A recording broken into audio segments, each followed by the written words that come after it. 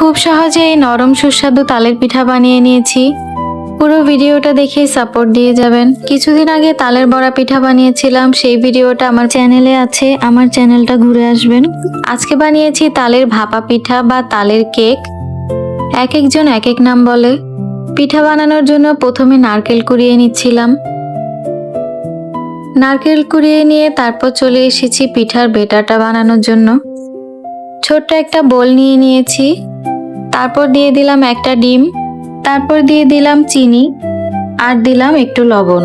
লবণ চিনি দুইটাই আমি আন্দাজ করে দিয়ে দিয়েছি। তারপর নেড়েচেড়ে ভালোভাবে চিনিটা মিশিয়ে নিলাম। তারপর তালের কাঠ দিয়ে দিলাম আর একটু তালের রস দিয়ে দিলাম। পাতলা যে রসটা দেখতে পাচ্ছেন সেটা আমি তালের আটিগুলোতে আর একটু পানি দিয়ে মথে নিয়েছিলাম, সেখান থেকে এই রসটা বের হয়েছে। তারপর আবারও ভালোভাবে মিশিয়ে নিলাম। তারপর অল্প পরিমাণে দিয়ে দিলাম বেকিং সোডা আর একটু দিলাম বেকিং পাউডার। এই উপকরণগুলো ভালোভাবে মিশিয়ে নিয়ে তারপর দিয়ে দিলাম ময়দা আর অল্প পরিমাণে চালের গুঁড়া। ময়দার পরিমাণটা আমি বেশি দিব, চালের গুঁড়াটা কম দিব। বেটারটা পারফেক্ট না হওয়া পর্যন্ত এভাবে আমি মাখিয়ে নিচ্ছিলাম আর অল্প অল্প করে ময়দা দিচ্ছিলাম। তারপর কিছুটা দুধ দিয়ে দিলাম। সবশেষে দিয়ে দিলাম নারকেল। নারকেলটা মিশিয়ে নিয়ে দিয়ে দিলাম অল্প পরিমাণে সয়াবিন তেল। এই তো, আর কিছুর দরকার নেই। এবার সবকিছু ভালোভাবে মিশিয়ে নিয়েছি, বেটারটা রেডি। এই বেটারটা আমি 1 ঘন্টা রেস্টে রেখে তারপর পিঠাগুলো ভাপে দিব। চাইলে সাথে সাথেও বানানো যায়, কিন্তু বেটারটা রেডি করে কিছুক্ষণ পরে বানালে পিঠাগুলো আরো ভালো হয়। 1 ঘন্টা পরে চলে এসেছি আমি পিঠাগুলো ভাপে দেওয়ার জন্য।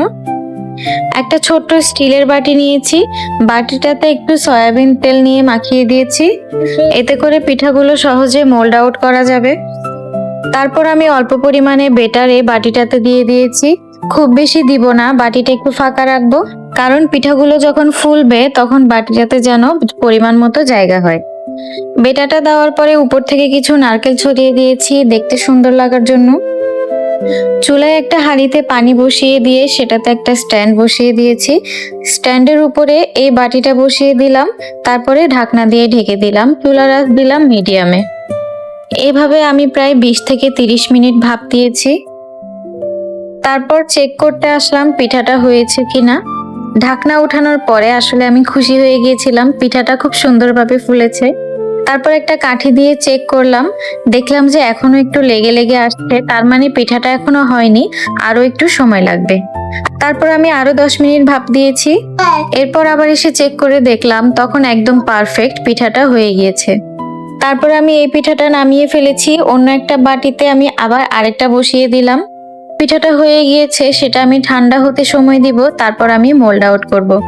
ঠান্ডা হয়ে যাওয়ার পরে চলে এসেছি মোল্ড আউট করতে। ছুরি দিয়ে সাইডগুলো একটু ছাড়িয়ে নিয়েছি, তারপর পিঠাটা আমি বের করে নিয়েছি।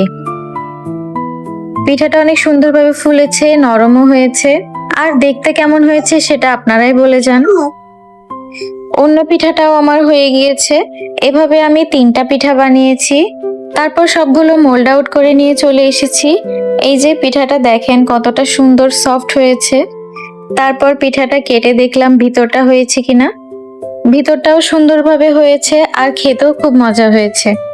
এই তো, ভিডিওটা এই পর্যন্তই ছিল। ভালো লাগলে লাইক, কমেন্ট, শেয়ার করে পাশে থাকবেন। ভালো থাকবেন, সুস্থ থাকবেন। আল্লাহ হাফেজ।